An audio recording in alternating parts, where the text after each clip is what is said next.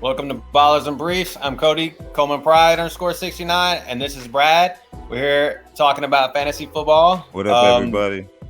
So today we're going to talk a little bit on our first stream about a draft that Brad and I just had. We're going to give a rundown on our first overall pick, a quarterback that we drafted, and a trade that we should make or have been offered in the league. So it's a 12-man PPR scoring league, and I'm going to let Brad go first. I drafted third, and you drafted second, right? Yeah. Okay. Yeah. So in the 12-man PPR league, I remember first, I guess, to kind of give a little hindsight to everybody. I've been playing fantasy football since probably about 2011. And I think this is the first time ever where my scouting report basically got leaked out to the entire Facebook chat. So that was probably a new experience that I've ever kind of gone through. It's almost like in football where you have a playbook and the opposing team gets that playbook the night before the game. Great commissioner here. Let that one fall out the bag. So that's basically been a new experience a little bit, just to kind of rewind, to kind of start off. But God is good. I did get the second pick in the overall 12-man PPR league. The first person that I was actually looking at was potentially to go with Justin Jefferson, because I had a hunch that the first round pick might go to CMC Christian McCaffrey, just based off of the fact that there was only one running back available at that time. That is kind of that far away favorite. You really consider that to be CMC, given the points per game, the amount of usage that the 49ers are going to use theoretically this week. I went into it with a game plan thinking that Justin Jefferson, CMC would go first, that I would be able to get a chance at Justin Jefferson. But ultimately what ended up happening was that Justin Jefferson went first. So that left me with actually CMC on the board. I was looking at him fairly closely. I almost had the finger on the draft button.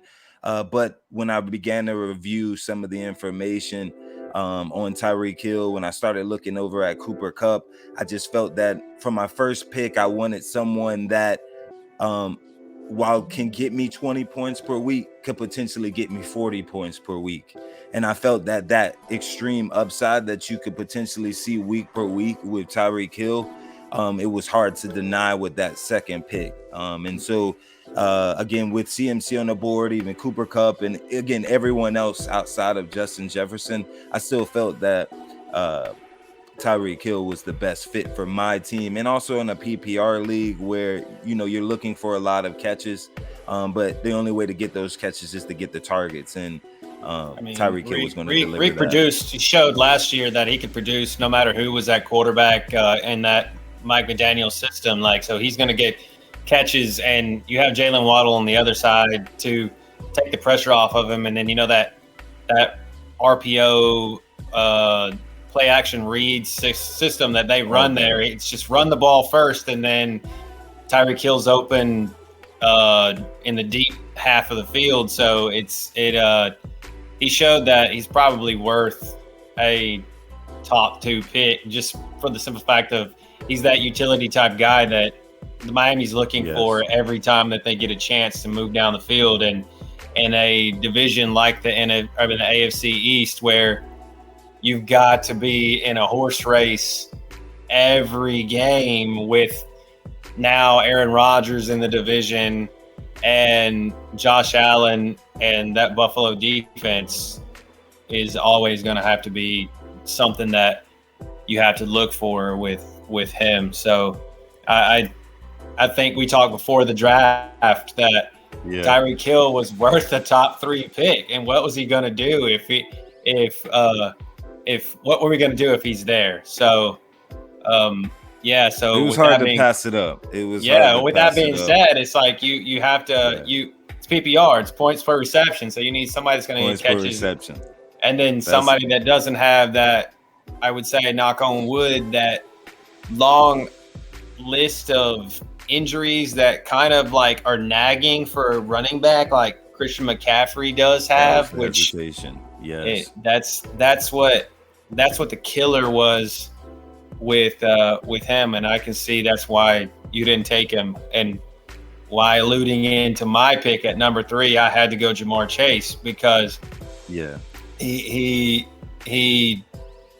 has the rapport with Joe Burrow that we haven't seen in a quarterback wide receiver tandem since I can't remember, maybe Randy Moss, Tom Brady, like just kind of knew where the ball was going to be, maybe even gone back to Dante Culpepper and Randy Moss, just because I don't even know of a time. I'm trying to think in my football memory a little bit of a time where you had a quarterback receiver duo in college that then transitioned to become a quarterback receiver duo in the NFL, because again, that chemistry to be able to then carry that over to the NFL, those are thousands of reps that you have logged in with someone. It was funny just even being at my son's flag football game, you could see when someone has a quarterback has chemistry with a receiver, is used to understanding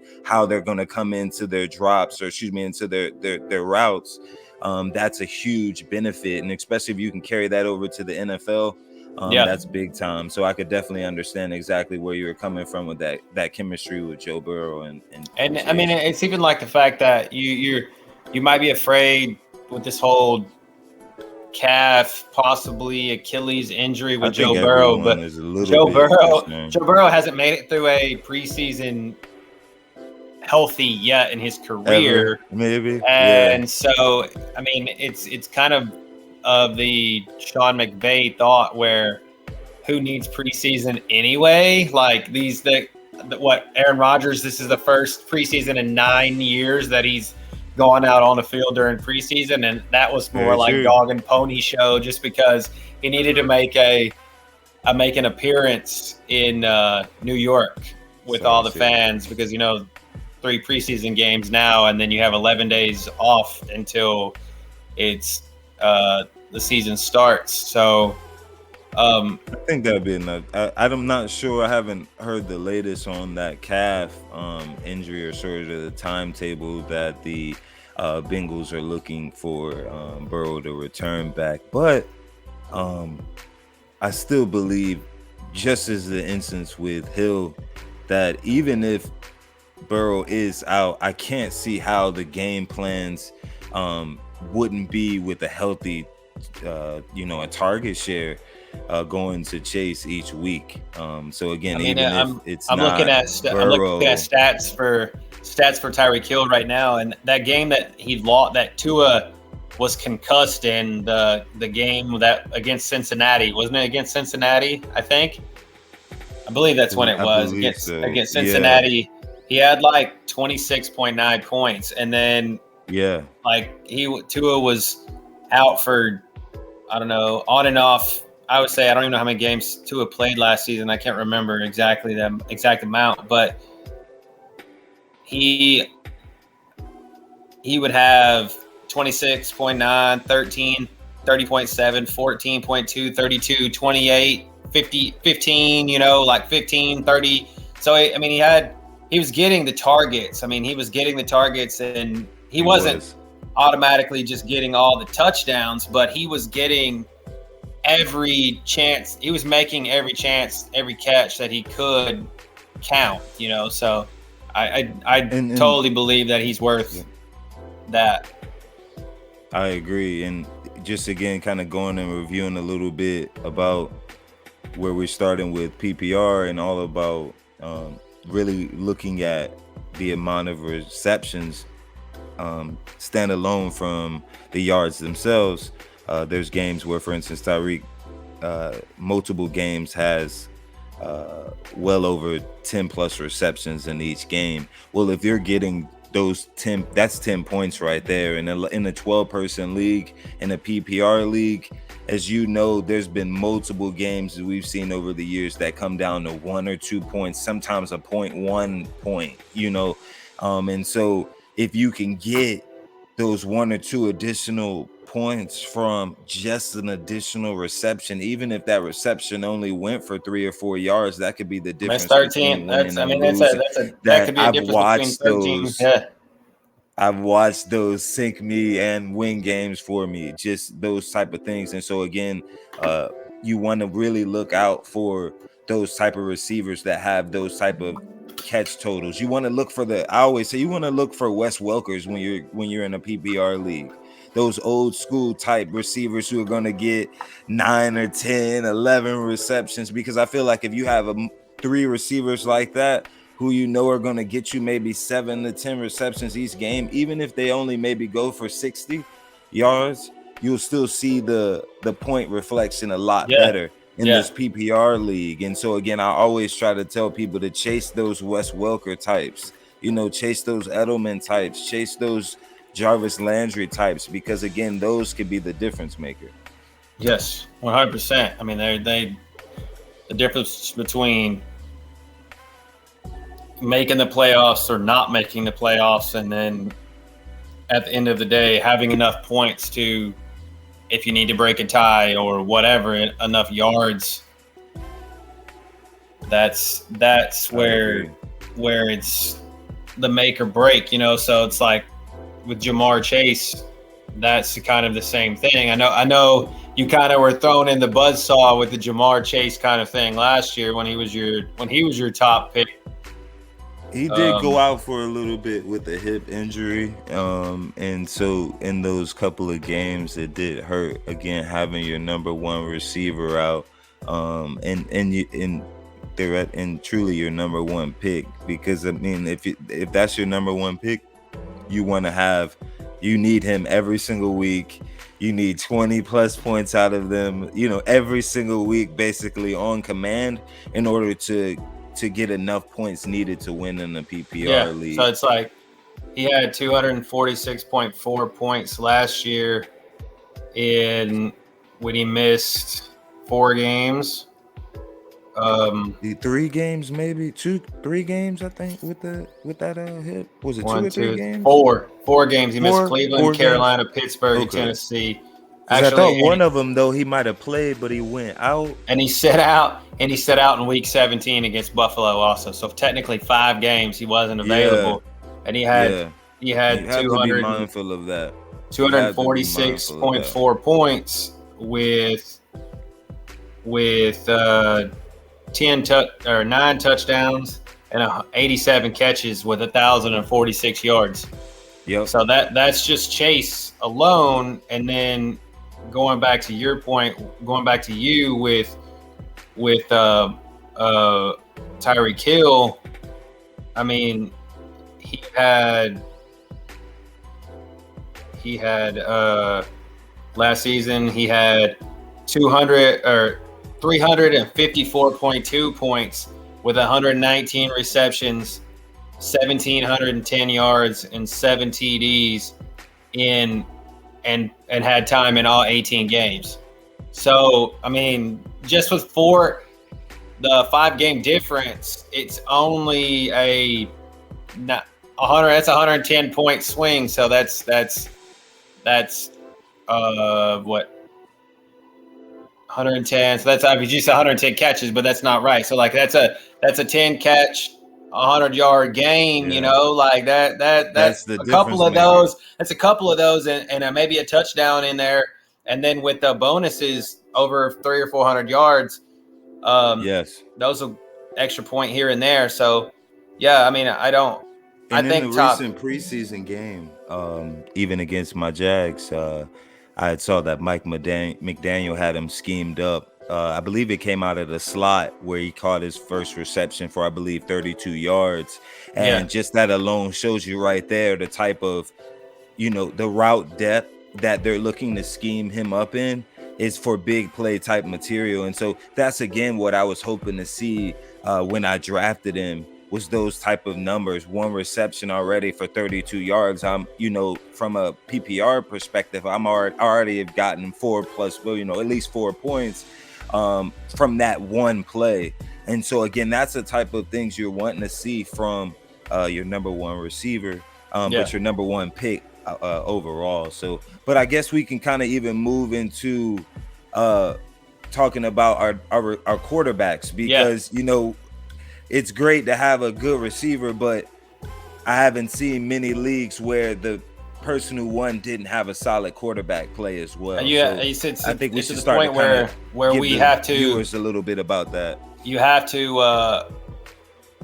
have someone that's going to get you, that's going to put the ball in the end zone in today's fantasy, or somebody that's going to put the ball on the ground with their feet. So you got to have a Jalen Hurts who's going to throw for 200 or 300 yards and rush for almost 100 and maybe a touchdown or two, and carry half the team into the end zone when he does it, right? Or you got to have, in our league, the quarterbacks started raining down early. So it was first round, Patrick Mahomes or Josh Allen and Patrick Mahomes are gone. And so we've been playing in leagues for together, years, and I don't think for sure. I've ever seen I've other leagues, I know quarterbacks this early in the first But round. remember, I was all the analysts and everybody, all the articles I read, Bleacher Report, ESPN, Fantasy Pros, everybody was saying that quarterbacks are going to go this year in end of the first, a lot of them were averaging mid-second, high end of the third. But I said that I felt like there was going to be 4 gone before the end of the third round. And I mean, what? You pick Lamar. You pick Lamar in like 26, right? So like that I'll have to go back and double check, but I believe I know that he went after a lot of the other quarterbacks. I believe that the option I had was between Herbert and Lamar Jackson as sort of those top quarterbacks options available to me at that time. But I did go with, as you were saying, Cody, I did go with Lamar Jackson. I guess even to kind of rewind again a little bit, actually last year I went with Lamar Jackson and Jamar Chase, but I went with Lamar Jackson, and unfortunately that kind of hurt me towards the end of the year because he got the injury towards the ankle, which he had to sit out. But just kind of going back on the numbers that he had prior to going out, you would see games such as what happened at Miami or New England where he got 44 points, 40 points. But then you would also see the low side where you would only get maybe 10 points versus Cleveland. It's a sort of a boom bust type scenario is what you kind of think about it in a PPR perspective. But again, in the weeks where he did score 44 points, I believe, or even 40 points, 21 points, those games were almost guaranteed wins for myself. So you can kind of see that when you have a quarterback that can give you that boom type style scoring, that you have a better opportunity to win. But then my personal perspective as far as for quarterbacks is not necessarily about how many points they can get from a ceiling perspective, but how many points from a sort of a floor perspective, in the sense that I believe that if your quarterback does not get you at least 14 points per week, there's almost a 99% chance you're going to lose that game this week, at least in a 12 person PPR league. I have seen very few times where my quarterback scores 6 points or only gets 1 touchdown and I win. It's at least not in PPR leagues that I've seen. That doesn't happen across fantasy hardly ever anymore, just for the simple fact of the matter is quarterbacks are putting so many points on the board in what everybody's calling a quarterback-driven league now. Quarterbacks get so much more protection and everything. So talking about how things shook down, I actually pulled the draft order, and in the 12-man draft, Josh Allen was gone at 8. Mahomes was gone at 10. Jalen Hurts was gone at 21 at the end of the second round. And then you took Lamar at 26 at the top of the third. And I almost feel that I had to, Cody, as well, because I felt that if I didn't, I could wind up in a situation where I might have a quarterback that may not, again, get me that at least 14 points per game. Also, that the the adding of Mark Andrews as well. Oh yeah, when you grabbed Mark Andrews, I knew right then. I was like, that was you wanted to try to get that stack, yes, to get yes. those additional points, and that's kind of that leads. Speaking to me, like I hung around without a quarterback until the 5th round, which isn't a bad strategy. I hung around to the 5th round, and I had already drafted a few players here and there, and try to fill out as much of my roster as I possibly could. But I was hanging around, and quarterbacks just started going off the board, and like Joe Burrow was gone, so there went my stack with Jamar Chase, right? And then I was like, okay, I want to try to stack Jared Goff with Amon-Ra Rob Brown. I'm like, I can't justify Jared Goff that early, but even though he wrecked people in fantasy last season with Amon-Ra Rob Brown, but I'm like, am I going to be reaching? So I just messed around and at the top of the 5th, Justin Fields went at 49, and I was like, okay, I got to pull the trigger. Trevor Lawrence is just sitting there. Like, nobody's taking arguably one of the top 4 quarterbacks in the league. Trevor Lawrence, I don't care how many fantasy points he scored. I believe his ceiling is up here. Like, it's up here. And Doug Peterson, we've seen Doug Peterson likes to put the ball in his quarterback's hands in the biggest moments of the biggest games. Agreed. So, I mean, just in last season, I mean, he had the back end. Yeah, I mean, he had a couple games. He really caught his strides towards the end of the year, which is truly what you really want from your quarterback, is to be winning in those weeks, because in those the big are the games where he had to put up numbers, he's putting up 21, 20 points fantasy here and there. Playoffs. 25. So those are the weeks you want your quarterback to be putting up really solid numbers. Let's just say against top tier quarterback play last season, Trevor Lawrence had 25 against the Chargers.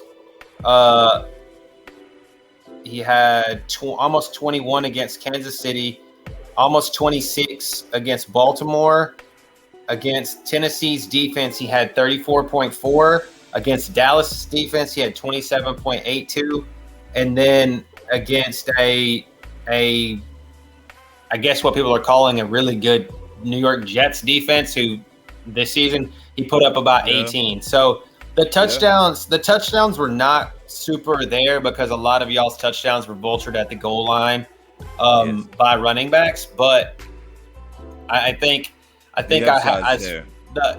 he's got to be, and he's coming back. This is his second year in the system, and I believe that he's close to. I mean, he threw for over 4,000 yards last season. He's definitely on par for 4,000 yards and close to 25, 26 plus even touchdowns. More. I mean, I would say even more. I would say 30 plus. And then I had to maybe it's the Jag fan in me.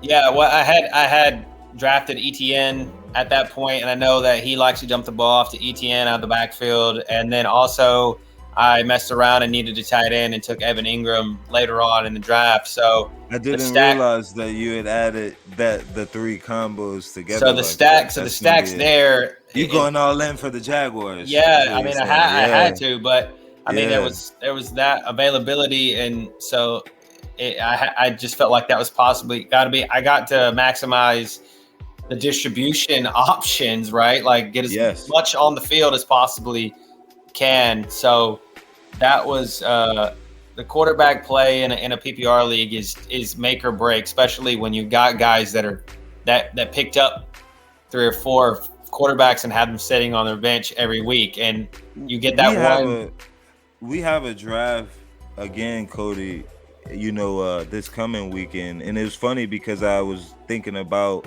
sort of what happened in this draft to kind of prepare you for your next draft, and even kind of prepare the listeners for their drafts, is that you have to then be prepared for a potential run on quarterbacks that you may not have ever seen before. Yeah. And I say that because I had thought, it could be potential that Josh Allen will slide down, and I might grab him in the second, maybe third round, because I'm so used to quarterbacks going a lot later, even the great ones, even the Pat Mahomes going a lot later. But it's almost as if we're treating them And I have seen some interesting strategies out there where they're basically stating that, hey, Josh Allen and Pat Mahomes scored the most points, so why not go for the people that scored the most points? I get the strategy behind that. Isn't that what fantasy football is? It's Isn't who that what scores fantasy the football most is? points. Like, just, So why would I go, with the running back or with when this person scores the most points?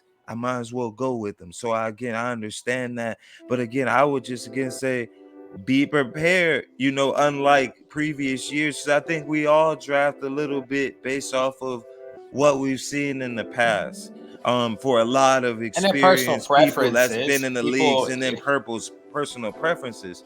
And so, but again, you have to be careful. I think they reference it a lot about average draft position and then being mindful of those positions, both for value purposes, but also from the sense that, hey, I may need to make a decision earlier if I really, really want this person and I'm really infatuated with this person. I got to go after them. Sure. I can't say, well, I'm going to tuck them to the side and wait. At this point, I would suggest for people to go after whoever you feel is your top one. Go after them with that pick, because again, you don't expect for them to slide, because I'm not seeing that this year. Yeah, they're gone. The top, it's just those top quarterbacks that are putting the most points up in the league are gone so quick, and it's the fact that people are seeing the value in drafting a top tier quarterback, because a top tier quarterback is essentially, it's just a shoe-in for you're making the playoffs if you get one of those top tier guys, no matter who else that you have on your team. Hell, you could probably go without playing a kicker some weeks or a defense some weeks. If you have one of these quarterbacks that are going to put 40 on the board, and okay, well, this quarterback, why not just pick up? It's going against this defense I have. I'm not going to play this defense because I want this quarterback to put me 40 on the board against this defense. I know he's about to trash them. So, I'm going to just not play a defense this week and see how it works out. Agreed. And that is why also it's interesting too, though, because I wonder if there's for instance, for myself, I thought, hey, I have Tyreek Hill. Why not add to it? It crossed my mind a lot of times. But I'm the type of person that, while I do look at the numbers and I do look at the metrics, I'm also really football driven because of my football background. And so when I see the amount of concussions that Tua has had, and I've seen the way he gets slammed to the ground, those things you can't really coach out of someone. And so then you start to go, okay, well, what's the likelihood that might happen again? And you feel that it's really high, and so you don't want to take that chance where, I have the potential for a stack, and potentially a great stack with those two together. But my fear is what the week that you put those stacks out there and Tua goes down in the first quarter with a concussion again, and then I only have 1 point out of them or 4 points out of them, and now I'm scrambling. It's almost kind of like, do you worry? If you're going to try to stack on someone with let's just say a mid-tier quarterback, or I would say someone that's got injury history like Tua, would you take the risk on a, let's just say in this perspective, in our draft, Matt Stafford is still sitting out there as available player. Like, if you have Cooper Kupp, do you not just, if you don't have a top tier quarterback, do you not just go grab Matthew Stafford with the hopes that, okay, I'm just about to find the diamond in the rough here and pull off something that might be smart? Or like, if with someone that came out with Justin Jefferson, is Kirk Cousins worth it? Like, as just a oh shit moment, because if you didn't have the top end quarterback, is it worth trying to stack that person? Or even like, if you can, for another stack, if you're like running low and you don't end up with one of those top quarterbacks, a Kirk Cousins with a TJ Hawkinson type tight end who's going to be a Yeah. top 3 tight end, and then hope to God that you have one of those top playmakers in a Jamar Chase or Christian McCaffrey or something, a top number 1 wide receiver and a top 1A, 1B type running back, where the quarterback is not such a, I think, liability, but there's more boom potential and ceiling with that stack between that quarterback and that wide receiver tight end. The Kirk Cousins example that you were just stating, and just kind of looking at some of his numbers from last year, the high point that I see with Kirk Cousins is the Indianapolis game, which I believe was the comeback game, if I'm not mistaken. And in that game, he got 32 points off the 4 touchdowns and 460 yards passing, which was a great, outstanding game. But the point was that while you do get that, again, having a Lamar Jackson, there were multiple games of even 40 points. Yeah. And, so that's where you see that sort of why I would lean a little bit towards a Lamar Jackson. I have both on my roster, by the way. I have both Kirk Cousins and also Lamar Jackson's. But the reason, again, why I prefer Lamar Jackson, for instance, over Kirk Cousins is because of that. But, again, if you're in a bye week, and you just need a quarterback that's going to get you, as I always say, 14, 15 points. I feel really, really confident going into a game saying, hey, all right, I'm going to go ahead and run out Kirk Cousins here for this week. He's going to get me at least those 14 points. I should be pretty good from that perspective. I just got to hope that my other players step up. Yeah. Yeah. But again, it's that difference in potential. So yeah, that's the interesting, that's always that interesting dynamic. So with that being said, that can lead us into our next topic. Our final topic is a trade that you would like to make or should make, or something that somebody's offered you so far that you're thinking hard about, or you're not thinking hard about, or you're like, that's just a garbage trade. Why did they send me that? Yep. All right. Yeah. So actually, for this league today, I actually received a couple of trade requests, and then I have sent out a trade request myself, so the viewers and everyone can get a chance to kind of see my thought pattern. So earlier today, I got a request for Alexander Madison, who actually got fairly in a fairly later rounds, in exchange for, I believe it was Alvin Kamara and maybe a Hunter Renfrow. And I really did think about the upside of that trade because, of course, it's Alvin Kamara. And then I said, but, a lot of times we get caught up in the players of the old, but we have to understand that we're in a PPR league of the now, right here. What are they doing for me today? It's nothing against what they did previously, but I believe Alvin Kamara sitting around 27, 28 years old now. That would mean that there's a good deal of tread on the tires in some ways. He's suspended for 3 games.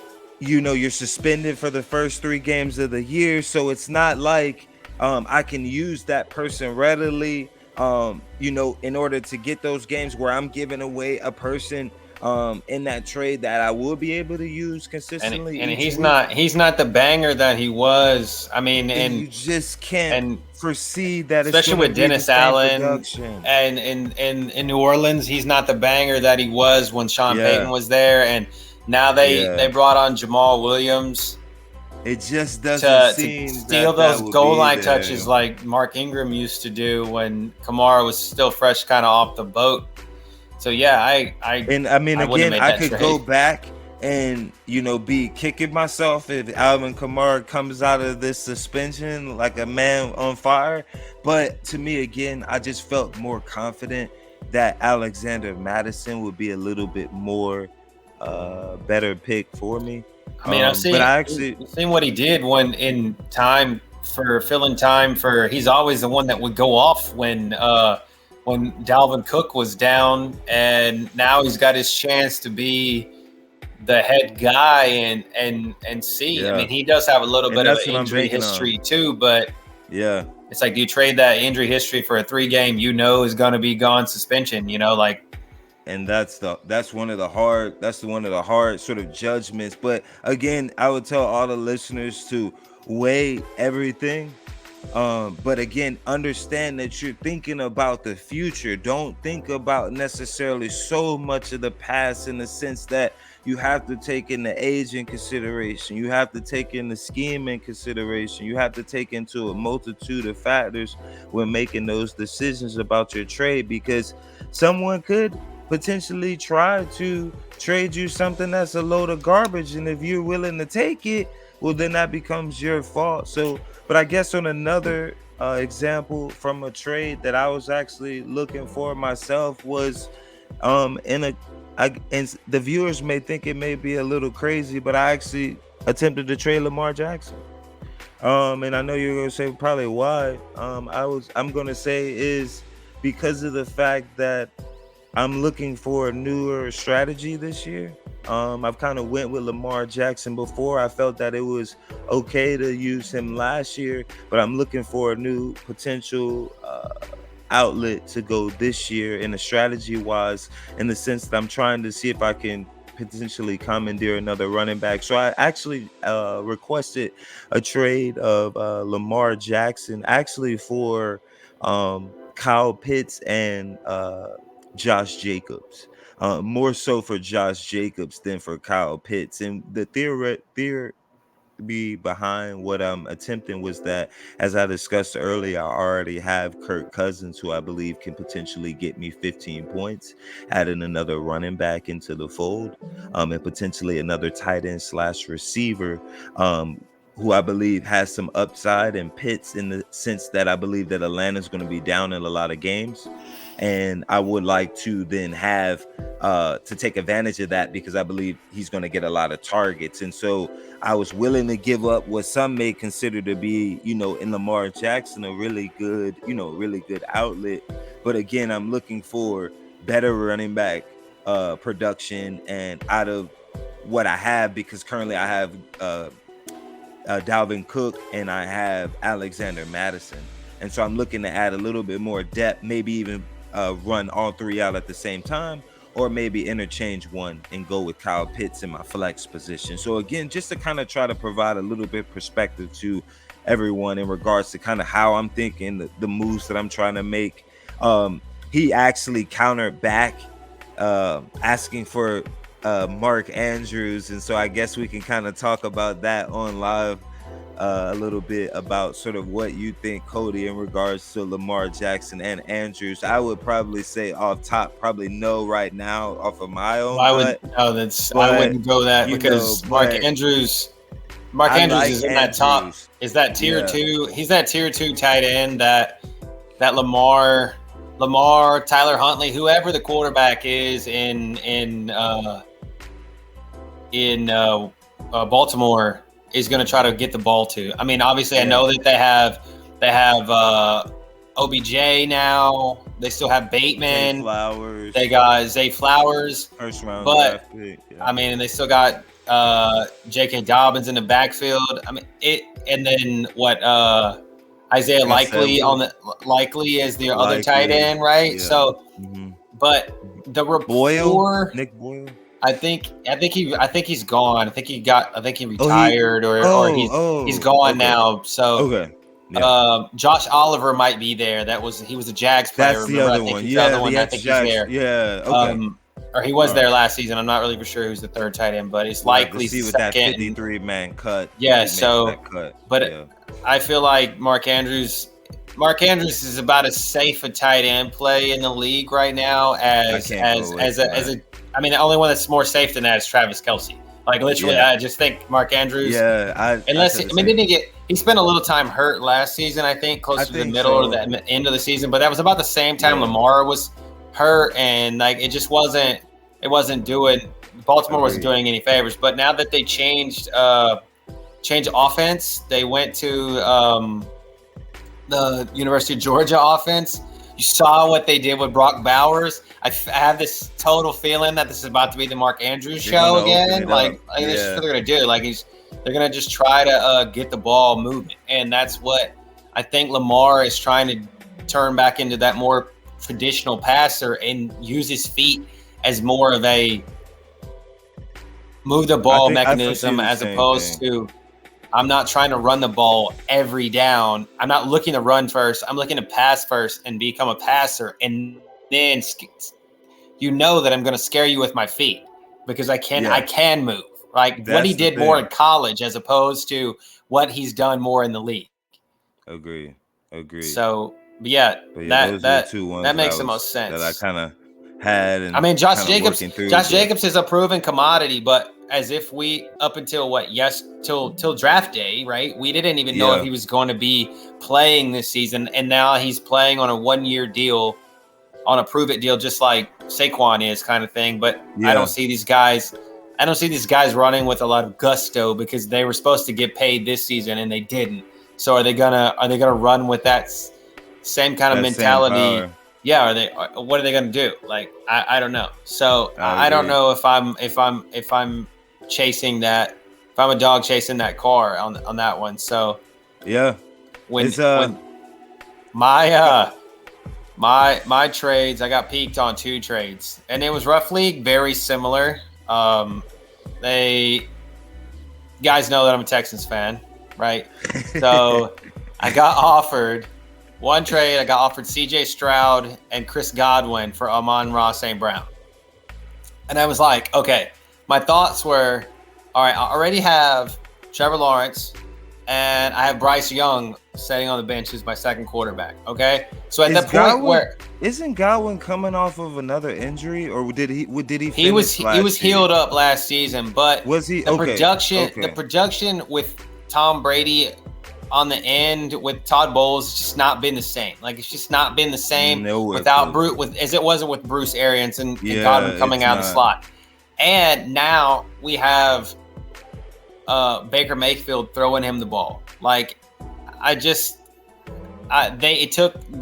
who's throwing him the ball. Everybody can make arguments. Oh yeah, he found Jarvis Landry in Cleveland out of the slot all the time, but Chris Godwin is a different animal than Jarvis Landry. And Chris Godwin's great out of the slot, but they have a defensive coach, and that's not something that I see. I just don't see them. I mean, they're going to be behind in tons of games, even I feel like, because they've just the defense is not the same as it was when they won the Super Bowl, and I don't even think the team wants to be there.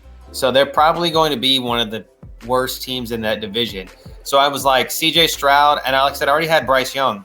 During the draft, I wanted to take CJ Stroud just for the simple fact of the matter is, ask you that. I have Dame Pierce and I have Dalton Schultz. So there was my in on a stack maybe, but like Bryce Young, I know for a fact is going to be behind in games, and Frank Reich is there he's a quarterback whisperer. I mean, us in Houston, we have a defensive coach, and we're running that 49ers offense, and 49ers quarterbacks have never lit the board up on fantasy points. It's always been the guys that are throwing the ball to. So it's been like the tight ends, the George Kittles, the running backs out of the backfield that line up as a Y, as a wide Y. And so like it's those guys. It's never the quarterback. Jimmy G never blew the roof off. Brock Purdy hasn't blown the roof off. We obviously see what they thought of Trey Lance by giving him to Dallas for a bag of peanuts.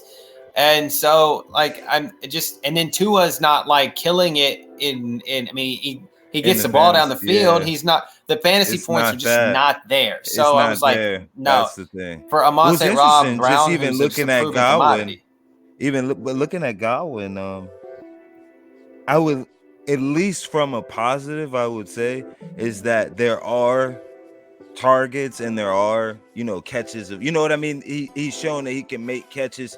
He will work the middle of the field, and Tampa is going to be down. But I agree, I think that Amon-Ra St. Brown, is on for even track for an even better year than he's had the previous years, even a more consistent, explosive year, just based off of the way the system seems to be almost designed around him. Now, the only thing though is, of course, you run into a little bit of, I think Jamison Williams going to command the healthy target share a little bit too. Wasn't he's out for what, 8 games? Is it 8 or 6? Six games. Yeah. So at least you'll get that kind of first 6, you know, and then even afterwards. And Chris Godwin, like I said, Chris Godwin only played 16 games last season. Like he only played 16 games, so he was hurt. Yeah. And so it was like 270 yards St. Brown had, and Chris Godwin only had like 200. So, and the touchdown differential was like the Chris Godwin had 3 touchdowns, and St. Brown had had 6, so double the touchdowns.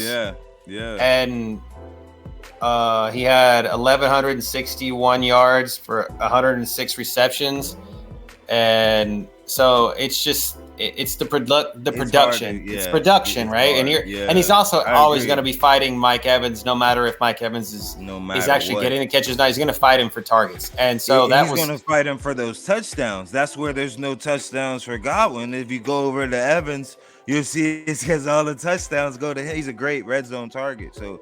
And tight end too. You know, so and then tight end. It was real tight end heavy with Brady last year as well. Yeah. So and then the other garbage trade I got was they wanted to trade me CJ Stroud straight up for Jahan Dotson, the second year guy for Washington. CJ Stroud for Dotson. Yeah. I would have to actually double check to see what numbers he put up last year. I know he had a couple. I think he had a catch against the Jaguars for a touchdown. But I can't. Let me see. So he had Dotson last year had 35 receptions on 61 targets for 523 yards and 7 touchdowns. Yeah, you can see it's almost like your classic boom bust, but there's a lot of. And he played in 14 games. So, I mean, he had those first 3 or 4 games where he went off, but I mean it's. After that, it falls off. But at the same time, it's just they've always been down, and it's him and Terry McLaurin. And do you trust Sam Howell? How much trust do you have in Sam Howell? You know, it's just I don't know. I just didn't want to carry more or less didn't want to carry a third quarterback that I know is not going to light the board up when I feel like the ceiling is higher for a wide receiver who's going to get the points if he touches the ball, as opposed to a quarterback who might not get all the points, because even though he is going to be playing from behind, maybe not, who knows? I mean, our defense could be way better than what I am giving them credit for, being that D'Amico Ryans is coming here and we've added a ton of people.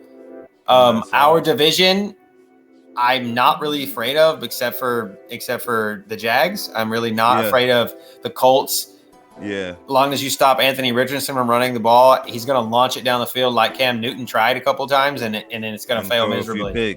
And then Tennessee, they can't decide who their quarterback's going to be. Their only known commodity is Derrick Henry. That they're going to run into the ground for trying to run 2,000 yards. And then DeAndre Hopkins, who they weren't really sure they wanted to sign in the first place, and they wanted to maybe trade him for Chris Jones. So it's I'm not really afraid of them. It's other people like the Jets with Aaron Rodgers, or obviously people that other teams we had to play like Cincinnati. So with you having Trevor Lawrence in the of course we all have a bye week. What is your bye week then plan, I guess? Because I know you were saying about CJ Stroud, how you're not sure how many points you'll get from him. So what is kind of your bye week strategy when it comes to you guys have that quarterback situation? It's week 7, correct? Yeah. I believe you guys have bye week 7? I believe it's after the or is it week 9? It's week 7 England or week 9? The game in England, I believe they have a bye week. Is it after that, I think? I can't remember. I think they actually got one more week after that, and then they have a bye. I believe it is like middle of seasonal. They got a pretty good bye week. So I was just wanting to know what you thought as far as for week 9. Would you feel comfortable with throwing in CJ Stroud for a week? Let's see. Well, I have Bryce Young, so it's week. Let's see. That's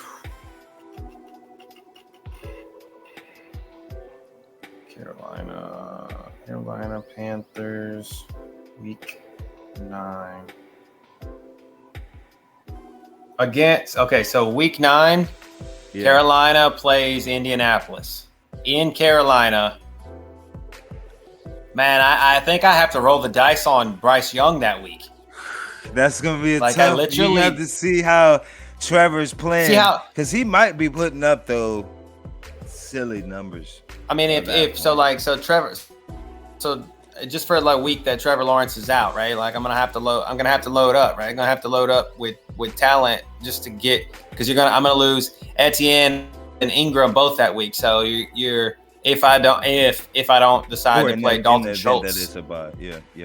Yeah. So the bye week is just like it's going to be it's one of those quarterbacks dilemmas. Like you got people, like I said, carrying 4 quarterbacks on their team, and you have them sitting out there. So yeah, they're not letting them go either. So that's interesting. Well, I guess Bryce Young, that's easy to go. You probably don't even have to do anything. Just sit pat. I'm just thinking, let Trevor drive the ship until his bye week, and then just throw Bryce Young in there, unless he's broken in half by then. I don't know. So we'll see. And then if push comes to shove, I go out there and find a guy like Mr. Irrelevant Brock Purdy and hope to God that he can nurse me through the week and go from there. So true. But yeah, this has definitely been a really good thought process as far as for breaking down how to handle the PPR process, what's entailed, what goes into it, and just giving some real live examples of what we're seeing each week to try to help others, just kind of give them a little bit of kind of hindsight. Some people wait a little bit until they draft. I know our draft is until our next draft for another league is until this coming Saturday, which a lot of times is what we've done in the past. So hopefully then people listening maybe get a chance to kind of hear and see what we went through. Even with the quarterback run in the first round. And then I had that half PPR, PPR league draft on Thursday. So yeah, that'll be a I know I'm changing a different one with defensive players and everything. Now that will be something definitely to talk about on the next one. So to see and explain about that whole process as far as for what you're looking at with drafting defensive players. All right, well, I think that's it for us for tonight. So thanks for joining us, and we'll see you next time. Have a good one, everybody.